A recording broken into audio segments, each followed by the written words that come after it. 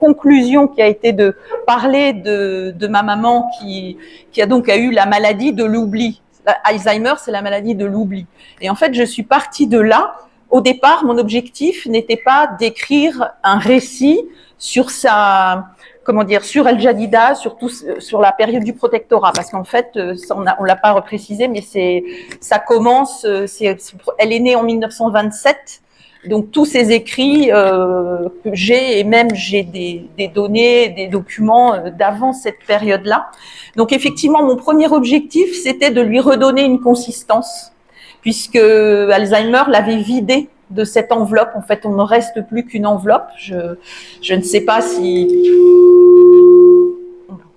si parmi vous, certains ont été confrontés à cette maladie, mais c'est vraiment ça. Donc, le premier objectif, c'était de lui redonner consistance. Et comment le faire le mieux, c'était à travers sa vie qu'elle relatait. Alors, vous parlez de pudeur, effectivement, mais je pense que je ne suis pas contrainte. J'ai repris effectivement ses journaux, j'ai fait ma propre analyse de certains éléments qu'elle donnait, mais c'était une vie, effectivement, aussi une vie ordinaire d'une famille installée depuis très longtemps à El Jadida.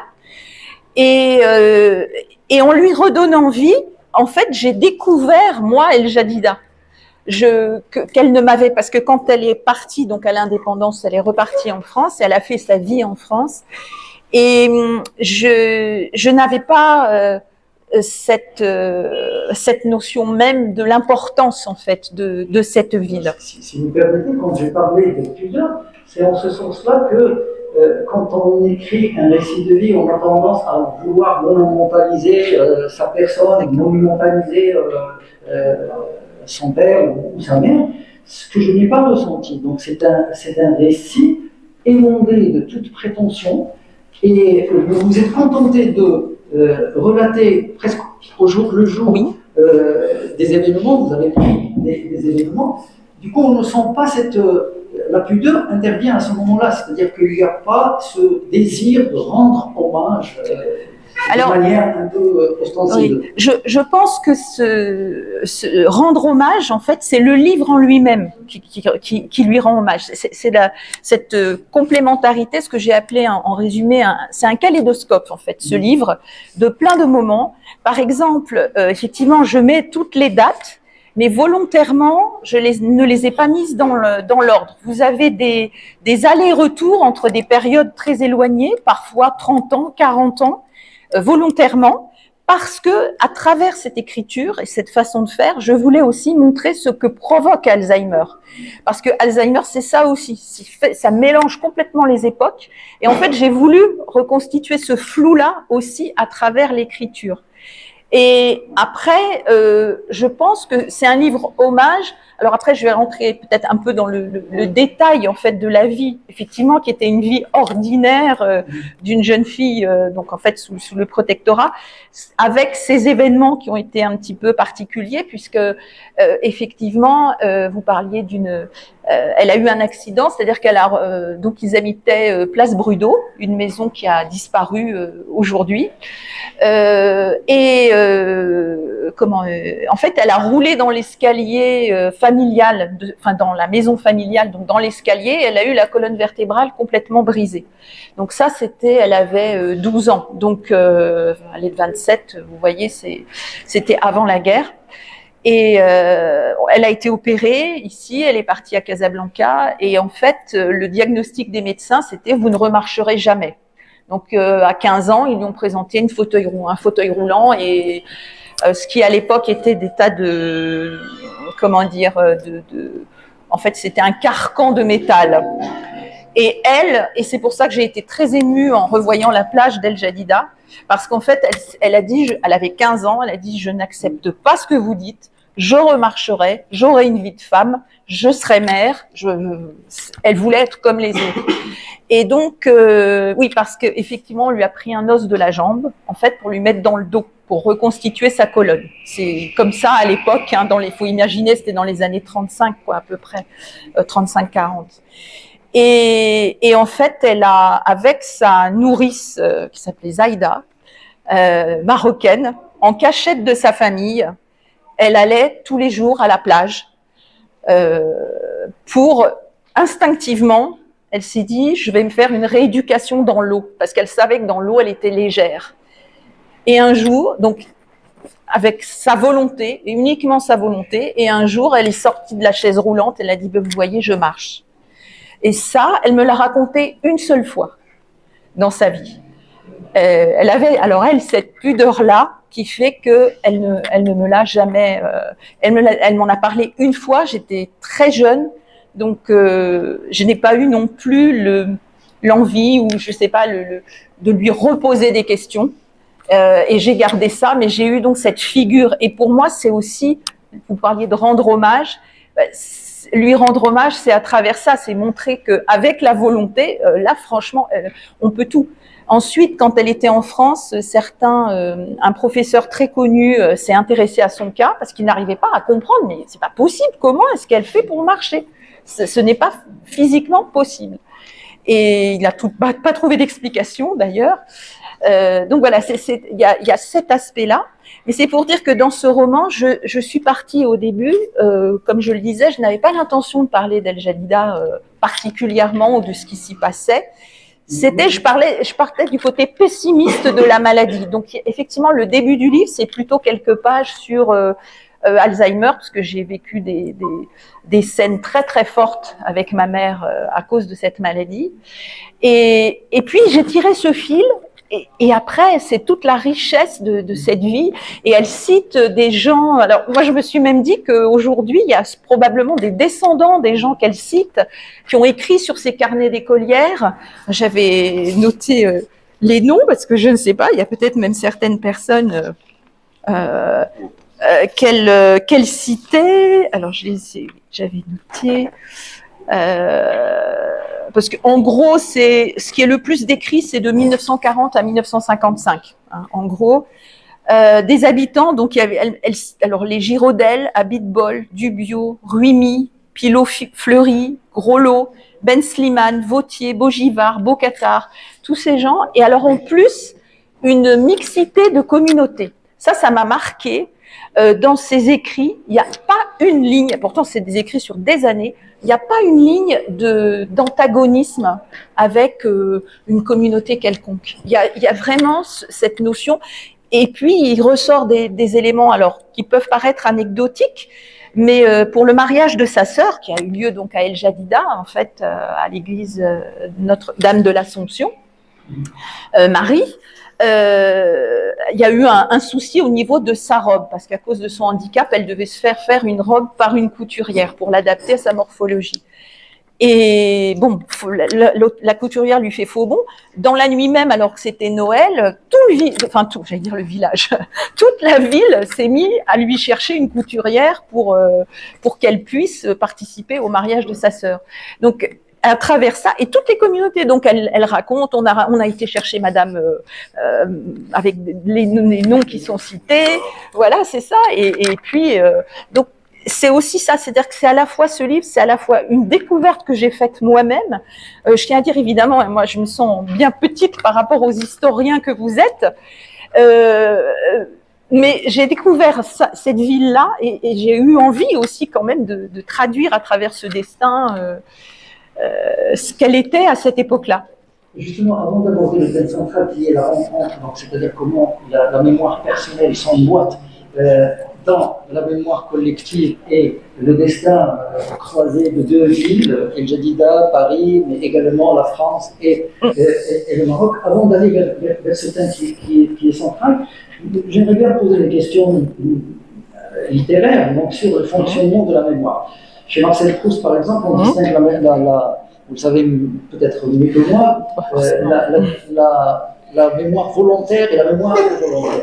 Alors, la mémoire volontaire, c'est lorsqu'on a une photo, lorsqu'on a des documents, et donc c'est une mémoire presque scientifique qu'on déclenche au moment où l'on veut et ça fonctionne. La mémoire involontaire, qui est la plus préférable au cœur de Proust, parce qu'elle va générer un discours littéraire, parce qu'elle va créer l'inventivité, etc.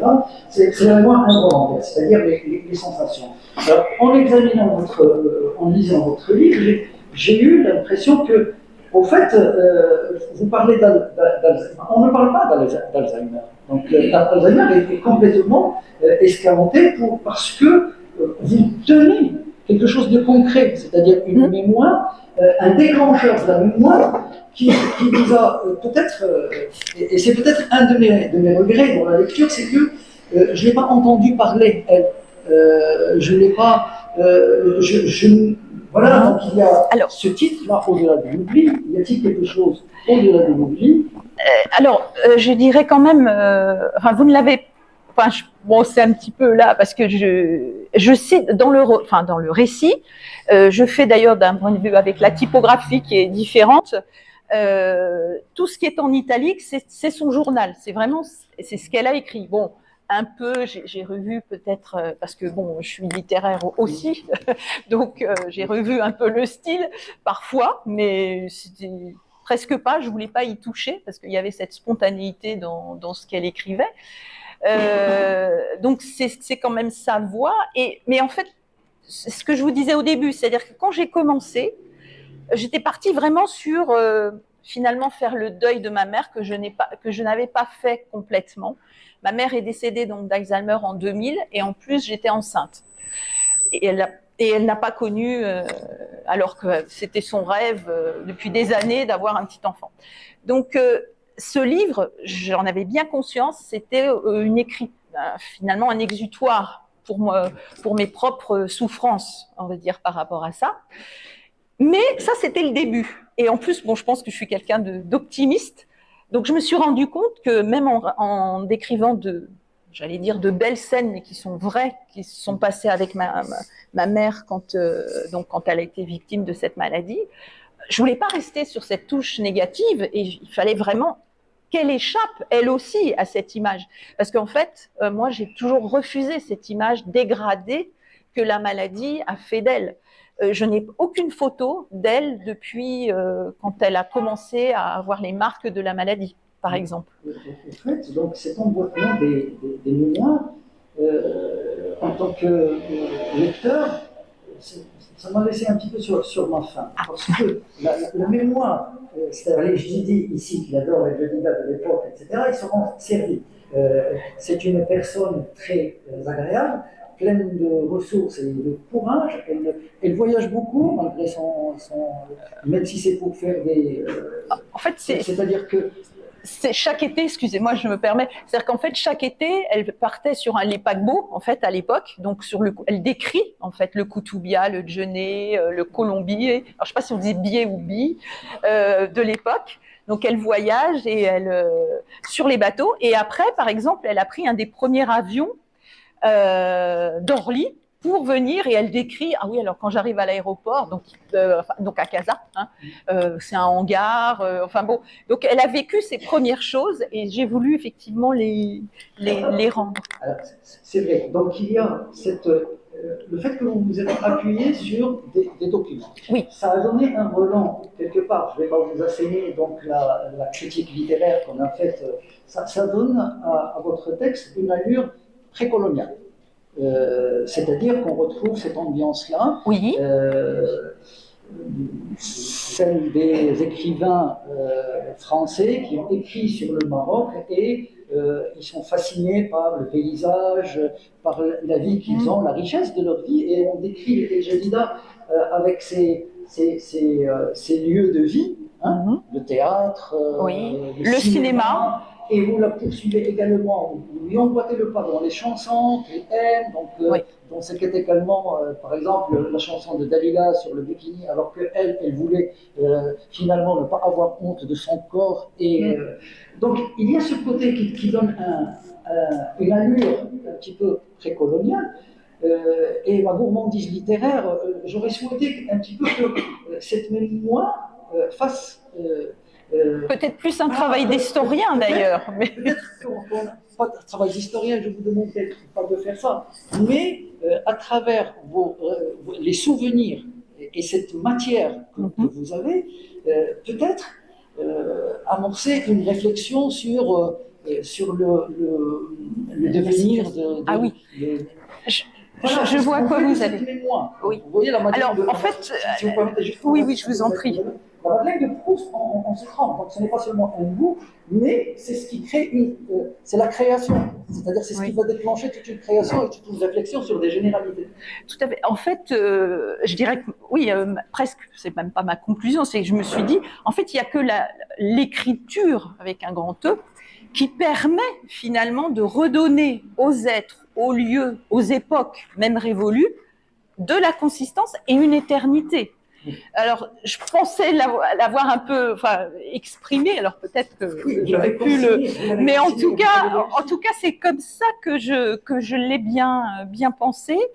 Et après, c'est vrai que je ne fais qu'effleurer, par exemple, en le reconnaissant, j'ai été frappée qu'il n'y avait aucune conscience politique chez ma mère. Il n'y a pas un moment où elle parle de potentiels problèmes qu'il peut y avoir dans la vie. Donc, vous pourriez me dire, effectivement, c'est quand même très beau, tout ce qui est décrit, mais bon, il y a aussi des problèmes qui arrivent, puisque en plus, sa mère s'est retrouvée veuve. Donc, enfin, j'ai essayé, alors peut-être que j'ai été trop neutre, je ne sais pas. Ce que j'ai adoré, mais le texte, il génère par lui-même des idées extraordinaires.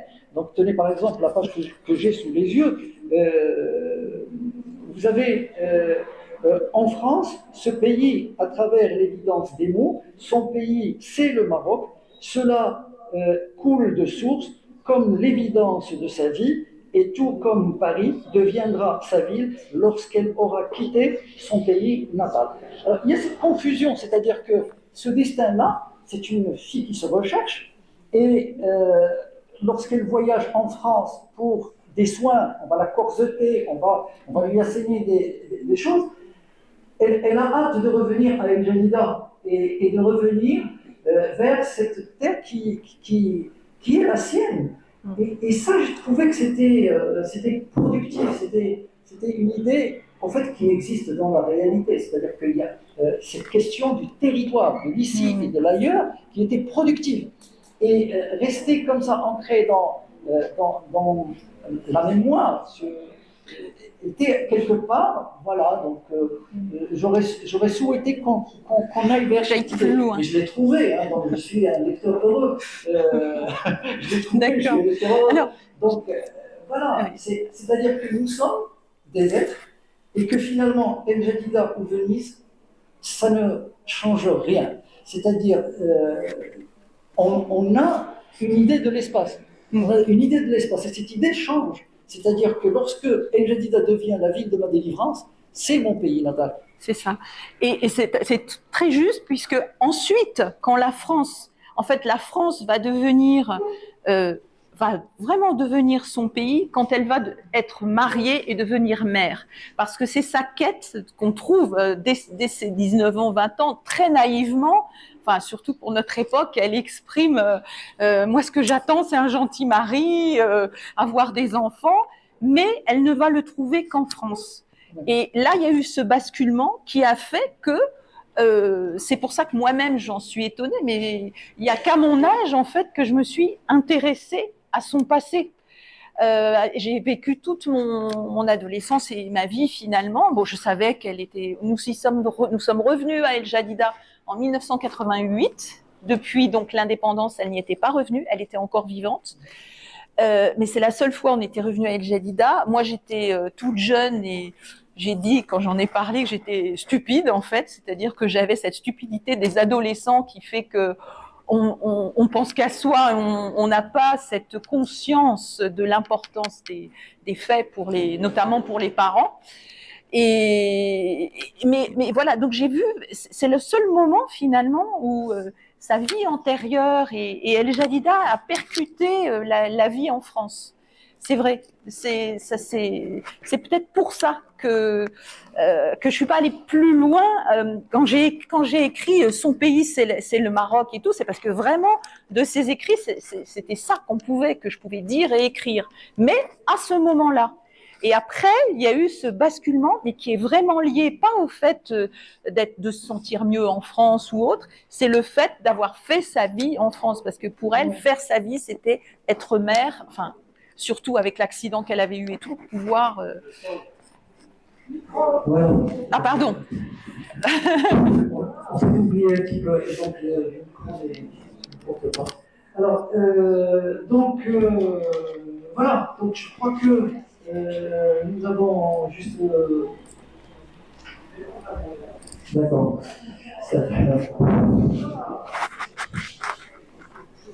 Je crois que si vous n'avez rien à ajouter, on peut demander... Évidemment, je pourrais parler encore sur des anecdotes précises. Non, mais redire que pour moi, c'est aussi ça quand je parlais d'anecdotes du quotidien, d'un quotidien simple. Mais il y avait aussi quand même, ce que j'ai ressenti, c'est une espèce de joie sur des choses simples de l'ensemble des habitants. Ça veut dire qu'ils se réjouissent toute la journée parce qu'il y a des rustines pour les pneus de vélo qui sont arrivés et qu'elle va pouvoir enfin aller au marché avec un vélo. Ensuite, il y a la joie quand les premières Citroën arrivent au port, qu'elle a pu la commander, qu'elle passe son permis de conduire. Pour l'anecdote, elle est allée dans le seul palmier qui existait pendant ses cours. Enfin bon, c'est ce genre de choses qui sont à la fois du quotidien. Oui, c'est ça. Donc voilà. Mais en fait, c'est tout faire pour être effectivement comme les autres. Et après, bon, vous n'en avez pas parlé, bon, c'est par pudeur, j'ai quand même voulu le mettre parce que il y a mon histoire à moi qui vient se confronter au-delà de la maladie d'Alzheimer, dans mon adolescence où j'ai pris de plein fouet le fait qu'en France, quand même, son handicap était parfois, donc bon, après je ne vais pas raconter le livre, mais il y a une scène effectivement où moi j'ai toujours vu ma mère qui était... Par ailleurs, bon, c'est difficile d'être objective. Enfin, tout le monde me disait qu'elle était très belle, à part donc qu'elle avait cette excroissance à cause de l'os qu'on lui avait mis dans le dos. Et moi, je la voyais comme ça, comme une mère aimante, belle et tout. Et puis, je me suis pris de plein fouet la bossue. Donc, là aussi, mais elle assume bien son handicap. Il y a ce moment très émouvant où elle prend une robe pour aller rencontrer son prétendant, votre père, et elle insiste pour avoir un décolleté dans le dos pour lui montrer vraiment, voilà. Je suis comme ça, j'ai ça. Et je n'ai rien à cacher pour construire une relation sur des bonnes bases. Alors, je reviens sur cette idée que il y a cet enchâssement des mémoires, la mémoire, la vôtre, celle de votre mère, mais forcément qui croise la mémoire des lieux, la mémoire du temps, et tout simplement la mémoire de la vie. On voit également il